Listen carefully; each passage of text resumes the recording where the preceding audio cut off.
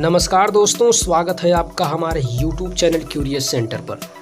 दोस्तों, आज इस वीडियो में हम लोग भारतीय संविधान के द्वारा जो प्रत्येक नागरिकों को मौलिक अधिकार दिए गए हैं उनके बारे में डिस्कशन करेंगे। हम लोग देखेंगे कौन कौन से आर्टिकल हैं मौलिक अधिकार से संबंधित और उसमें क्या प्रावधान किए गए हैं। दोस्तों, आम नागरिक को यह ज़रूर जानना चाहिए कि उनके अधिकार क्या हैं संविधान के तहत। यह बहुत कम लोग ही जानते हैं और बेवजह जगह जगह पर बहस चलती रहती है। आप लोगों ने देखा होगा चाय की दुकानों पर या बाज़ार में जहाँ पे भीड़ इकट्ठी होती है, बहुत सारे बेहूदे लोग ऐसे होते हैं जो मौलिक अधिकार के बारे में डिस्कशन करते हैं, लेकिन उनमें से बहुत ही कम लोग ऐसे होते हैं जो इसका तथ्यपरक यानी अनुच्छेदों को अच्छे से पढ़कर उसकी व्याख्या करते हैं। लेकिन आज अगर आप इस वीडियो को देख लेते हैं तो आप अपनी बात को रखने के लिए पावरफुल मैटर पा जाएंगे। आइए शुरू करते हैं इस वीडियो को। सबसे पहले हम लोग देखते हैं भारतीय संविधान, जो कि भाग 3 में वर्णित है। भारतीय संविधान के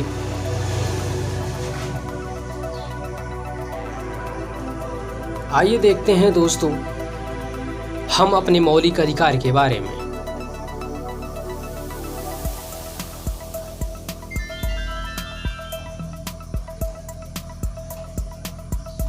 दोस्तों, आइए शुरू करते हैं आज के इस वीडियो को।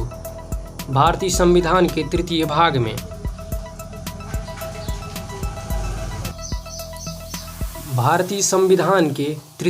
में नागरिकों के मौलिक अधिकार की व्याख्या की गई है।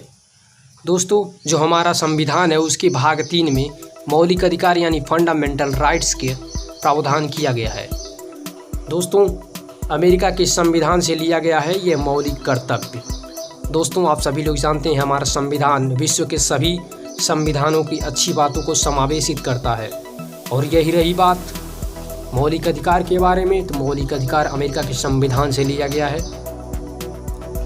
दोस्तों, मौलिक अधिकार व्यक्ति के नैतिक, भौतिक और आध्यात्मिक विकास के लिए अति आवश्यक है। जिस प्रकार जीवन के लिए, जीने के लिए जल, उसी प्रकार व्यक्ति के व्यक्तित्व के लिए मौलिक अधिकार अति आवश्यक है। दोस्तों, मूल संविधान में जो भारत का मूल संविधान था, यानी पहले उसमें 7 मौलिक अधिकार का प्रावधान किया गया था, लेकिन बाद में एक संवैधानिक अधिकार को हटा करके अब 6 मौलिक अधिकारों को ही रखा गया है। आइए देखते हैं वे कौन कौन से संविधान हैं और कौन कौन से आर्टिकल हैं उनसे संबंधित। तो दोस्तों, जो 6 वर्तमान के मौलिक अधिकार हैं वो इस प्रकार हैं। पहला समानता का अधिकार, अनुच्छेद 14 से 18 के बीच। दूसरा स्वतंत्रता का अधिकार, 19 से 22 के बीच। तीसरा शोषण के विरुद्ध, 23 और 24 अनुच्छेद। और चौथा धार्मिक स्वतंत्रता का अधिकार, जो 25 से लेकर 28 अनुच्छेद के बीच है। और पांचवा संस्कृति और शिक्षा से संबंधित अधिकार, जो 29-30 अनुच्छेद में वर्णित है। और छठवां जो बहुत ही इम्पोर्टेंट है, अनुच्छेद 12 से 15 के बीच, इसे कहते हैं संवैधानिक उपचारों का अधिकार। दोस्तों, इसके तहत आप किसी भी मौलिक अधिकार के उल्लंघन के कारण सीधे सुप्रीम कोर्ट जा सकते हैं। और रहा बात 7वां, जो कि हटा दिया गया है, वह था दोस्तों संपत्ति का अधिकार। दोस्तों, संपत्ति का अधिकार अब इस समय हटा दिया गया है। यह पहले मूल अधिकार में मौलिक अधिकार हुआ करता था, मूल संविधान में। आइए अब इन सभी संविधानों की हम लोग अनुच्छेद वाइज देखते हैं क्या क्या प्रावधान किया गया है। दोस्तों, मूल अधिकार यानी फंडामेंटल राइट, यह संविधान के भाग 3 में वर्णित है। दोस्तों, संविधान के भाग 3 में वर्णित है मूल अधिकार, जो कि अनुच्छेद 12 से लेकर 35 तक है। यह भाग 2 है, जो कि मूल अधिकार के लिए रिजर्व रखा गया है। अनुच्छेद 12 में मौलिक अधिकारों की परिभाषा है और अनुच्छेद 13 में मूल अधिकारों से असंगत तथा या उनका अल्पीकरण करने वाली विधियों का वर्णन है। और अनुच्छेद 14 से 18 तक शुरू होता है पहला मूल अधिकार यानी समानता का अधिकार, जो कि अनुच्छेद 14 से 18 के बीच है। आइए देखते हैं इसमें क्या क्या है। तो दोस्तों, अनुच्छेद 14 कहता है कि कानून के समक्ष सब लोग बराबरी होंगे, यानी विधि की समता। 5वां अनुच्छेद, जो कि बहुत इंपॉर्टेंट है, आप लोग आर्टिकल 15 मूवी देखी होगी। उसमें मूवी में इसको भली भांति समझाया गया है। आर्टिकल 15 में कहा गया है मूल धर्म, मूल वंश, जाति या लिंग या जन्म स्थान के आधार पर भेद नहीं किया जा सकता है। 16 है लोक नियोजन के विषय में अवसर की समता। और अनुच्छेद 17 है अस्पृश्यता का अंत यानी छुआछूत का अंत। और अनुच्छेद 18 है उपाधियों का अंत। दोस्तों अनुच्छेद 19 से 22 तक स्वतंत्रता का अधिकार है यानी दूसरा मौलिक अधिकार। अनुच्छेद 19 में आपको बोलने की स्वतंत्रता है यानी आप अपनी अभिव्यक्ति को बोलकर जता सकते हैं। 20वां है अपराधों के लिए दोष सिद्धि में संरक्षण। और 21 है प्राण व दैहिक स्वतंत्रता का संरक्षण। और सबसे इम्पोर्टेंट 21 को जो शिक्षा का अधिकार है 2002 से प्रत्येक बच्चे को जो कि 14 साल से कम उम्र का है उसको शिक्षा का अधिकार है।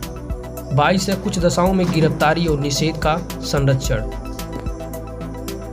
दोस्तों अनुच्छेद 23 और 24 जो दिया गया है वह शोषण के विरुद्ध अधिकार है।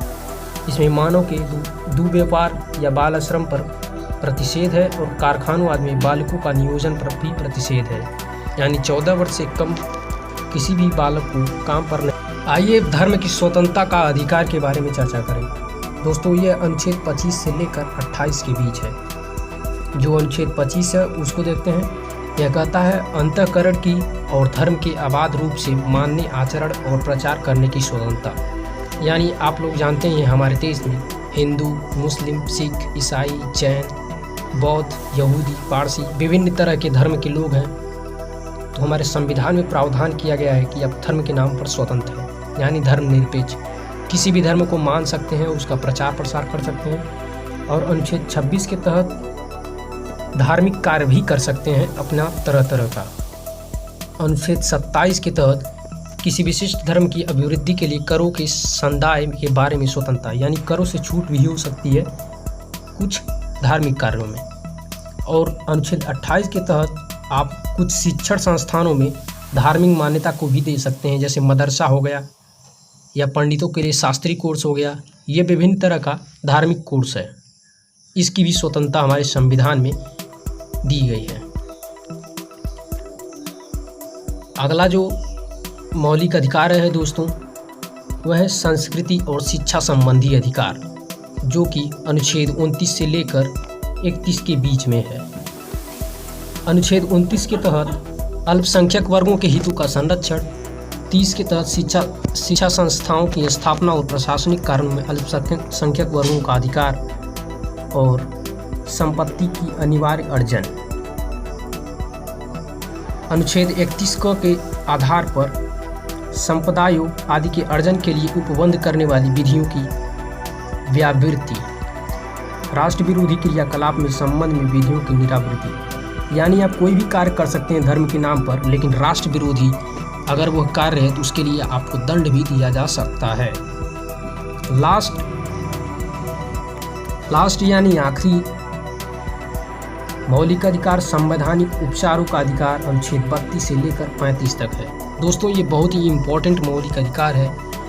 इसके तहत अगर आपका ऊपर दिया गया जो भी मौलिक अधिकार था उसका उल्लंघन हो रहा है किसी के द्वारा, तो आप उसके संरक्षण के लिए सीधे सुप्रीम कोर्ट का दरवाज़ा खटखटा सकते हैं, यानी अपील दायर कर सकते हैं कि मेरा मौलिक अधिकार खतरे में है। उसके लिए सुप्रीम कोर्ट कुछ उपाय करेगी। इसमें विभिन्न प्रकार के ये दिए गए हैं कि आप क्या हो सकता है। आप चाहें तो इसकी स्क्रीनशॉट भी ले सकते हैं या नोट डाउन भी कर सकते हैं।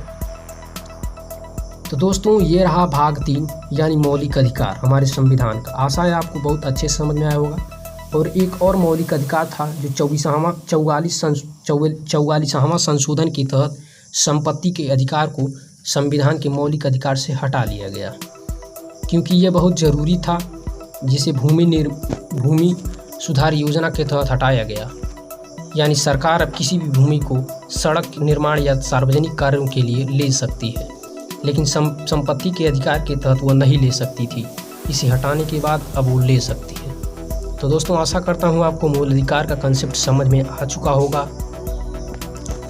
और आप अपनी बात को अब अच्छे ढंग से आर्टिकल समझ चुके हैं, रख सकते हैं और बता भी सकते हैं कि इस आर्टिकल में ये लिखा हुआ है।